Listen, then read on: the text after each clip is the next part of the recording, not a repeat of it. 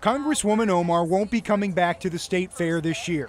That's what a spokesperson told us, and though her office won't say why, Omar tweeted Wednesday about a death threat she says she received related to the fair. She is clearly being singled out by these threats. And while the threat is making headlines, so are questions about Omar's campaign finances. The question here is, how were the funds used, how much was paid, and for what services? A divorce filing made public this week accuses Tim Minette, a political consultant, of having an affair with Omar.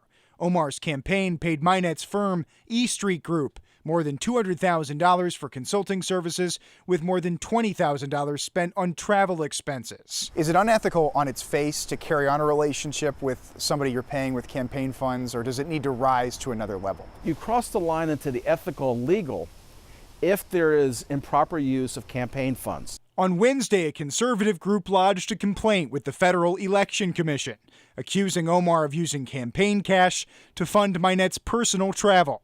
An attorney for the campaign and E Street Group dismissed the complaint as a, quote, political ploy, and said E Street's travel was for fundraising purposes.